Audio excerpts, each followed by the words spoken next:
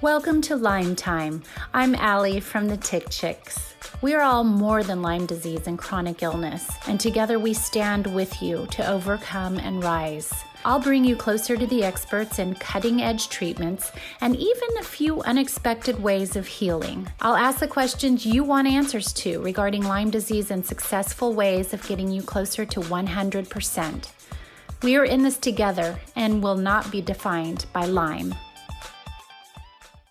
Hi, welcome everyone. Today on Lyme Time, I am thrilled to have as my special guest, Olivia Abrams, and she's the CEO and co-founder of Tick Mitt.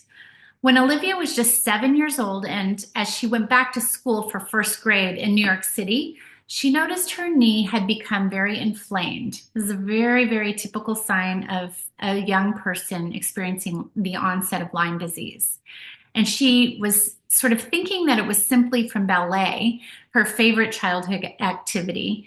And because she had this, Olivia's parents, wanted to just go ahead and get her tested.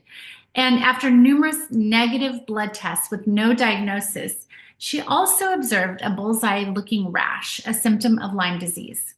The rash reminded her father of a friend who had Lyme disease, and that they had just spent the summer in Hudson Valley, which is home to a rising tick population.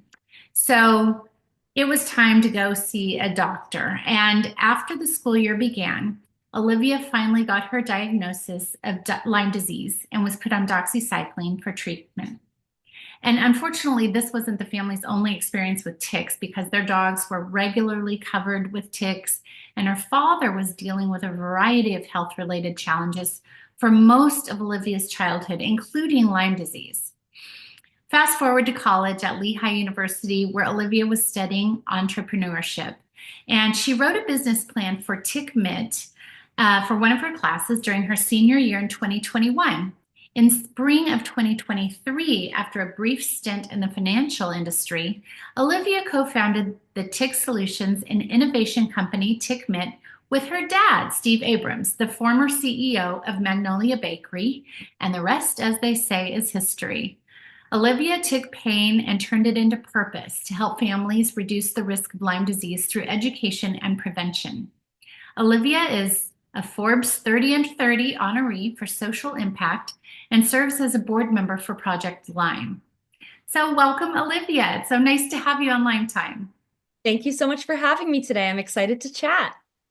Me too. And I think that this episode is going to be very special for not only parents trying to parent a child with Lyme disease and help get them through a lot of different stages of Lyme disease, but also just for young adults to hear somebody's story out there that experienced it as a young person. And we don't hear from that community very often, but the young adult community and the childhood Lyme epidemic is the most affected community within our own community. So in other words, all those children are just at higher risk for Lyme disease. And I think it's because everybody's running around barefoot. Everybody wants to be carefree during summertime. They're jumping in leaf piles. They're just being children, and they're living their best life. And as parents, you don't want to just squash all of that. So I think it's really important to address this community within Lyme disease and acknowledge that our children are really suffering out there. So let's take you back to sort of the beginning. You were obviously a ballerina. You were doing all the things that normal children do when you were around the first grade. And talk us through a little bit of that first stage of Lyme disease. Yeah, growing up, my parents had a little cabin in upstate New York where we would spend our summers and sometimes our long weekends. And I was going to day camp up there, for a lot of my childhood in, the woods of Connecticut. And even though we would do tick checks regularly, and I had found, a tick on myself before, probably many years before I even received started, experiencing symptoms. I don't remember pulling a tick off of me around the time that I started to get symptoms. So it's very possible that I had had a tick on me that I didn't know about, or I had been experiencing symptoms, a couple of years later or a few months later. And so it became something that, we always had to look out for, especially because we had very big dogs, and we're always outside. So, really, as you said before, my knee just became incredibly inflamed. I remember missing a couple of weeks of school because I simply couldn't walk from even, my bed to my bathroom and was kind of just jumping on one leg everywhere.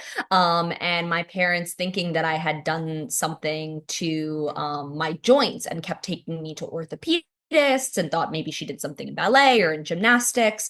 And I remember being traumatized by how many blood tests I was taking and basically getting no answers and thought that they were a waste of time. So tried to convince my parents I didn't, need to go to the doctor anymore and I would be fine. But eventually I did end up getting a huge rash all over my skin and my face. And I don't think my parents had thought that it could have been Lyme before that. Really for them, the rash is what indicated to them that it may be Lyme disease. But the truth is now, I believe scientists only think that the rash shows up in 25 to 30% of people. So it's very possible that if I had never gotten that rash, we never would have figured out what was wrong. And I think in that case, I'm very lucky to have gotten a very clear Lyme rash on my face.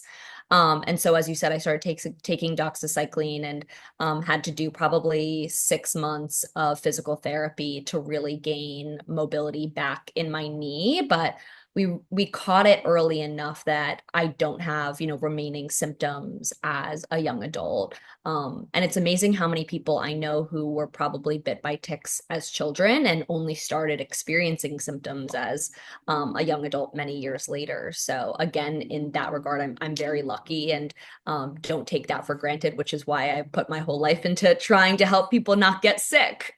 Absolutely, and that's what we're here to talk about today. And I'm just curious about the fact that you've never had any sort of chronic and ongoing symptoms. It's very different than what your dad experienced. And can you talk a little bit about seeing what your father went through? It seems like for a very, very long time. Yeah, so my dad probably got started feeling sick around the same time that I did. So when I was about 7 or 8 years old, and he had a number of different health issues going on. The main one that we were aware of was C. diff, Clostridium difficile, which is a bacteria that infiltrates your body and can cause a lot of different symptoms from, severe dehydration to aches, muscle pains, stomach problems, gut issues. So he was dealing with all of that. But at the same time, he was constantly pulling ticks off of him to the point where he keeps doxycycline in our home now. And that if he finds a tick, he does, at least a 48-hour regimen of antibiotics just to ensure that he doesn't have symptoms. But it's very possible, him and my mom and my grandmother have all been diagnosed at one point or another with Lyme disease. But because of all of the different health issues he has, it's kind of hard to know which ones are Lyme related and which ones could be related to something else. But he definitely does experience, some of the symptoms that Lyme patients do, like muscle problems, joint issues. So I think all of those things combined have made him a medical mystery to a lot of people. That's probably given you a lot of insight into what it's like to have chronic Yeah. illness, and probably as a result of the initial tick bite and the Lyme disease. I was always told Lyme disease isn't always necessarily the first thing that they're going to find that's wrong with you. And it is a lot of time not the last thing either. It just sort of gets put in the mix, as chronic conditions take over your life. And we talk a lot about setbacks. You missed school, you had a disability for a period of time, but can you talk a little bit about how that experience might have shaped you as a young adult and sort of, any gifts that you got from that experience? Yeah, I think that even though I made somewhat of a strong recovery relatively quickly compared to other people who have chronic Lyme, I did watch my father experience chronic illness for a very long time. And I think growing up, I always had this mindset of how can I, have a job that makes good money, but I also can like help people every single day. And people would be like, oh, you should become, an accountant, or you should be, in finance, or you should be a lawyer. And I'm like, that's not how I want to help people. I want to give people like a physical solution to their problems. And so that's why I went to school to study entrepreneurship and came from a very entrepreneurial family, and really turned what ended up being my family's biggest problem into a purpose. And what we started to see is that one of the reasons we were getting covered in ticks all the time, despite us, being in a high area with ticks or being outdoors a lot, was actually from our dogs bringing ticks inside. So I grew up with very big dogs. A lot of the time they were gray or black, so it was very hard to check them for ticks. And even though we would put them on a Simparica Trio or a NexGard. I can't take Simparica Trio. I'm not a dog. And so even though they were on that, if the tick didn't bite them right away, it would kind of use my dog as a ride into my house. And I would, cuddle with them on the couch or sleep in bed with them at night. And the ticks would leave my dog and come to me. And so we were like, how do we create an easier way to check our dogs for ticks? And that's kind of where, the inspiration for our company started. So Tick Mitt, let's talk about it. I am a user. You've got me hooked. I have two dogs, both of which have long, furry, fluffy hair, and they go to the lake with me all the time. And so everybody out there, Olivia is just not only an entrepreneur and has developed this amazing product called the Tick Mitt, but she's also extremely generous. And I recently had the Losing Lyme retreat, and it's nestled in by the lake. And here are a lot of people that work around horses, dogs, cats. We have outdoor enthusiasts, hikers. Everybody takes their dogs on hikes. We just had a room full of people, and you were kind enough to send a batch of tick mitts to our participants, and it was wonderful because we could touch them, feel them, and actually start using them. And that's how I began my relationship, shall we say, with Tick Mitt. And it's really easy because I would just have it there by the door where they would come in. So they'd go out and play. And then before they would even come in the door, I would just basically, you put the mitt on your hand, and I'll have you hold one up in a second, but you put this little glove on your hand, and it's soft. So your pets love it. Yes, They think they're getting so much attention and they love, do. and they see that thing come out and they just sit down like, yes, pet me. And it's so easy to just go through their tail, through their little legs, on their belly, behind their ears, all the stuff. And it's this fiber that I'll have you talk a little bit about the special part of this fabric, but it grabs every single little thing and it doesn't fall off. So you take it from here and kind of help me describe this. Yeah, so this is our tick mitt, and we worked with a tick scientist and a product engineer to create it, and did 13, 14 iterations to get it to the right efficacy. But it's built to work like Velcro. So, ticks have little legs that look like hooks, and our patented fabric has the right size loops where they get stuck in the fabric. And it's designed to pick up ticks of all species and life cycles from nymph to adult. So it can even get the little tiny ones. And so we created this to check our dogs, but we realized, this works just as well on clothing, on skin. So, while we started kind of as a pet company, we've really grown into, people using this when they're playing outdoor sports, when they're hiking and camping, when they're gardening. My dad does a lot of landscaping. So, after he's pulled down a tree, he's checking his legs with this. And so by using Tick Mitt, you can significantly reduce the amount that you find embedded ticks into your skin. And that's really important because once they embed, it's very easy to be at risk for disease. You don't know how long the tick has been in you. If you remove it in a way that the tick doesn't like, they're more likely to transmit the disease. So keeping yourself safe from that point entirely is a really incredible, valuable tool. Can could you use it in your hair? Can a human being Yes, use it you in their can use hair? it in your hair. It's a little staticky, but I definitely use it in my hair after I've been outside. And then is there a proper way to use it? Should you not go back and forth, or should, I mean, you tell me. Yeah, so on your skin or your clothes, totally okay to go, in any kind of direction, even on a short-haired dog, or a horse, really any surface you can use it on. When it comes to dogs with longer hair like yours or more of the poodle-y type dogs, we suggest using a grabbing motion throughout the fur is going to be the most effective way, and making sure that you're going back and forth against the fur as well and not just in one direction. And then your tick mitt comes with a little dryer bag. So you can place the mitt in the dryer on high heat for 10 minutes will kill the ticks. And then you can shake the dead ticks off of the mitt and use it again. So it's reusable and you can just throw it in the washing machine if it gets dirty.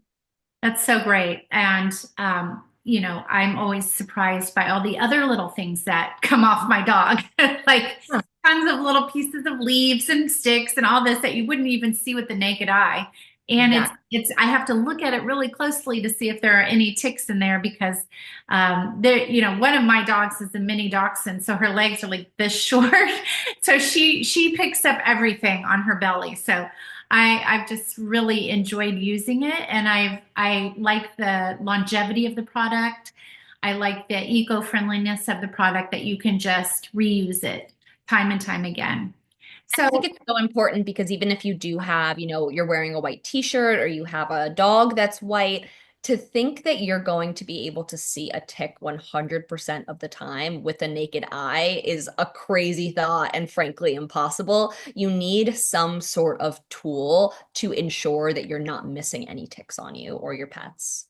absolutely, absolutely. And my husband does a lot of tree trimming as well, I guess you could say, but he goes down there and, I mean, there's like cedar trees and all of that.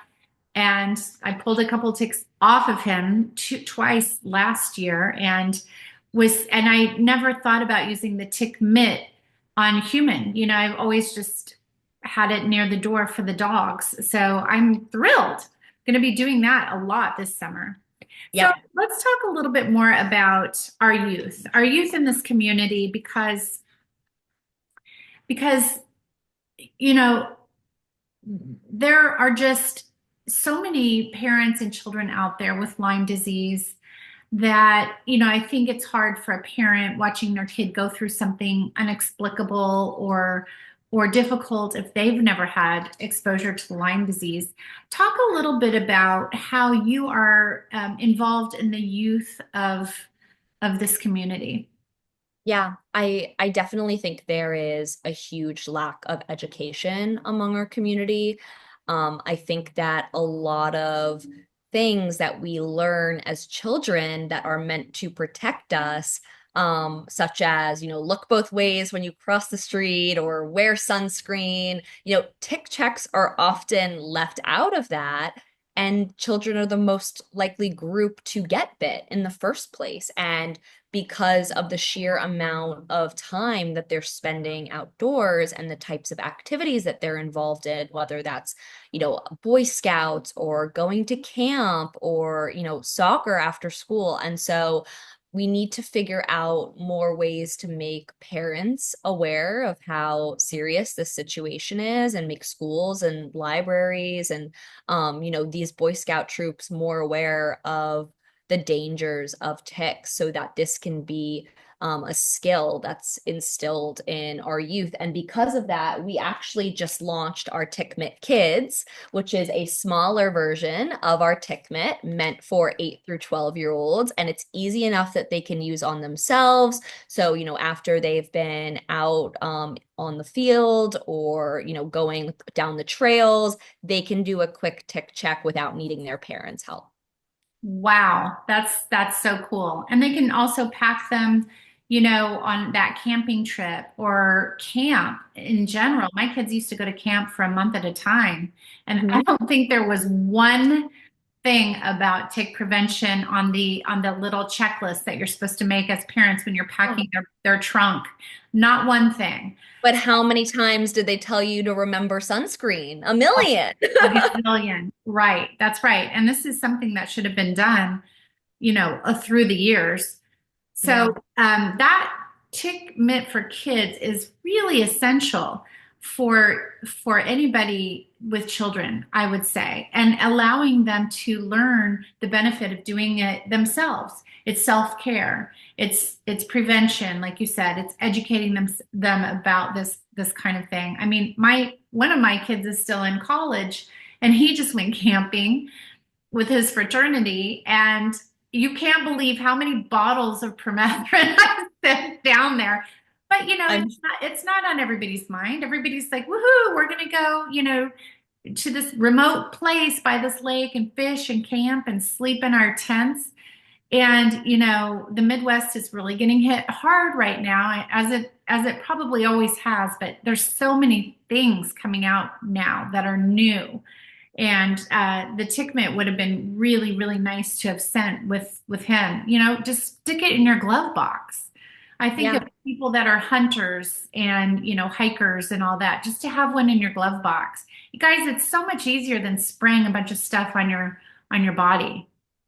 Yeah, I mean, I think that there is nothing on the market that is 100% effective. And because this is such a serious issue, doing multiple things to ensure that you're not getting bit by a tick. And if you do, you know what to do is incredibly important. So, wearing that bug spray, whether it's has permethrin or doesn't have permethrin, whatever you choose, making sure that you're using a tick mitt throughout the day if you're going to be outside all day or at the end of the day before you go into your car, into your home, into your tent, doing a final tick check at night while you're in the shower and knowing what to do if you do find an embedded tick in you and making sure that you're removing it properly and saving it for testing. So all of these things are lifelong skills that should be instilled in us at an early age. And we're really trying hard here in New York to get our state senators and assembly to put out some bills that will allow for more education in the libraries and schools, and hopefully more states will follow. Absolutely. The schools and the camps. And I can't tell you how many people from the West Coast send their kids to camp in Maine and all of those states, and probably haven't really thought a lot about this. So, on a personal level, what would you say, sort of looking back on the things that you've accomplished at such a young age, what are some of the benefits to becoming an entrepreneur in a industry that you're passionate about?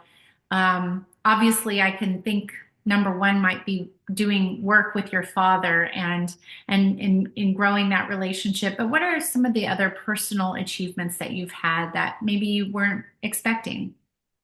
Yeah, I definitely think growing with my dad and learning a lot from him has been very fun. And, his health has really gotten so much better over the last few years. So I do feel like in many ways we are able to make up for some lost time from when I was a child and he wasn't feeling well a lot, which has been great.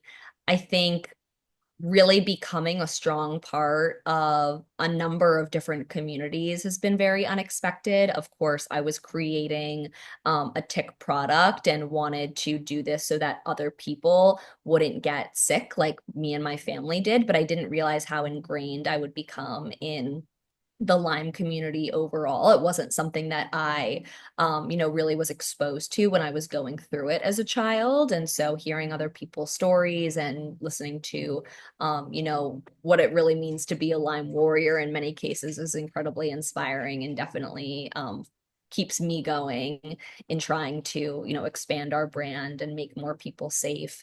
And, getting to get more involved in, helping create laws or getting funding for research has been a huge gift because I've been able to be involved in the nonprofit space for work, which is incredibly rewarding as well. Um, But we've had, so many fun moments together, winning, product of the year at trade shows, or being on Shark Tank was super fun. You guys should watch our episode. It's available on Hulu. It just came out last week. Oh my Um, gosh. Can you talk a little bit, I mean, I guess a little bit about your experience with the show? Yeah, it was an incredibly fun experience. It was amazing to get to do that with my dad as well. And I think to get to do it during Lyme Disease Awareness Month is incredibly exciting. We filmed our show many months ago and didn't know when it was going to air. So the fact that they decided to make it during Lyme Disease Awareness Month is really incredible, and glad that we can bring a lot of attention to this issue during that month. And, even if it's not something that every single person in the world who watches it buys it, and I'm glad that they will learn something about tick-borne disease and realize why it's so incredibly important to protect themselves. So, really grateful to have been able to have that experience. Yeah, and we forget sometimes that it's our little loving creatures that bring them into the house. Yep. And most likely the living, loving creatures that they are, they stay in the home, they sleep there, they're on the beds, they're on the couches, they're on the carpet, and we have little ones rolling around, and not much thought is has gone into that, but to have that awareness alone, because I'm sure you talk about your dogs on Shark Tank, and just being able to allow people to understand, hey, I don't necessarily have to be going into the deep, dark woods to get a tick and to get Lyme disease. I could just be in Southern California where my dog is in my yard most of the day, and it can happen. Um, Yeah, and what it makes me think of is there have been so many times, whether it's, someone says it to me personally, or they write it on our Instagram, where they say, "Oh, I don't hike anymore," or like, "This is why I don't have pets," or I used to go to this place in my neighborhood. It was my favorite park, but I got bit by a tick there, so I don't want to go again." And it's like giving people their freedom back through a physical product, I think is really special, because there's never a reason why you shouldn't be enjoying nature. There's a reason that we have it in this world, and that we're, fighting so hard to protect it. And so just to not experience it all because you're afraid of a tick bite is definitely not how you should spend your life. And you have the opportunity to protect yourself so much more easily now. Absolutely. It's self-care, number one. It's protecting your mental health because you should be getting out and you should be able to feel empowered in going back out and living your life.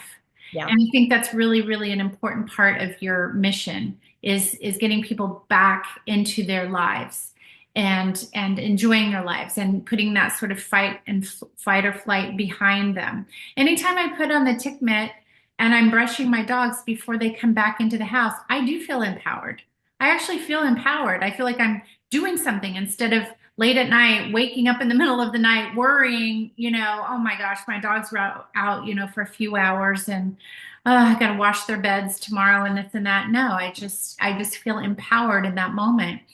And a lot of times, going through this experience of Lyme disease as a collective gives us a better ability to have empathy for our surroundings, for other people, for ourselves, even just to be able to give ourselves some grace and be able to, this is a product that's very affordable that people can afford to put one of these in their car and one of them in their homes. So I just want to tell everybody out there that this product works. It's a very special fabric. When you feel it, you'll know. You'll know that that tick is getting stuck in there, but yet it's soft and malleable, and it really does the trick. Before my last question, I'd love for you to be able to share, Olivia, where people can find you and reach out for opportunities or even just learn more about your story. Yeah, so you can find us on tickmitt.com. And we are at tick.mitt on all social accounts. You can also find a store near you on our website. We're in, hundreds of stores all over the United States. You might be able to go to your local pet shop or pharmacy and buy a Tick Mitt, which would be great to support other small businesses like ours. I think that for all of the Lyme warriors listening, there are so many amazing resources on Instagram, whether that's, you and the Tick Chicks or the Alpha Gals or Project Lyme. All of those organizations are doing incredible work to provide resources to people who are going through tick-borne disease. And I'm very grateful to be a part of them. That's so great. I can envision all the parents and the kids learning how to use it right now and empowering the kids to be able to take matters into their own hands right now. It's a great product, guys, and it also comes in lots of fun colors. So it's a great product. And last, I will say, we'll sign off by having you speak directly to the young adults in this world who are faced with chronic, debilitating tick-borne illness and how they might be able to get a glimpse of seeing how they can turn their pain into power. Yeah, that's a great question. I think it's figuring out something incredibly niche that you're passionate about. So whether that has to do specifically with, the illness that you are currently dealing with, or maybe you're incredibly passionate about painting, or you're really passionate about music and see a problem that you can help solve within those things, I think is really a driver. Because it's if you have something that you're passionate about. And for me, I'm incredibly passionate about dogs, which is what led me to be in this business as well as having Lyme disease. But finding something that you're really, really passionate about and figuring out a problem that you can solve and knowing that you have the answer to it, I think is an incredible driver. I think it's wonderful. And you really zeroed in on a product that solves a problem. So thank you so much, Olivia, for being with us. I hope to see more of you, and I'm sure I will through Project Lyme. Any young adult should sign up through to be part of Project Lyme because they have a lot of things for our young adult community. And I wish you well, and I hope you come back and see us soon. Thank you so much. I would love to. Have a great day. Thank you. Bye. Thank you for listening to this episode of the Lyme Time Podcast. If you like what you heard, please subscribe on your favorite platform to be notified of new episodes. Remember, this is not intended to be medical advice. Take your findings to your provider to see if something is right for you. No two bodies heal the same, and your doctor knows you and your labs best. You can find out more about the Tick Chicks at thetickchicks.com, and if you subscribe there, you'll be notified of upcoming events like the in-person Losing Lyme retreat that I host. I also have shopping pages dedicated to helping your at-home symptom relief, as well as a private support group. Join the Tick Chicks tribe on Instagram, YouTube, Meta, TikTok, Pinterest, and X. You are not alone.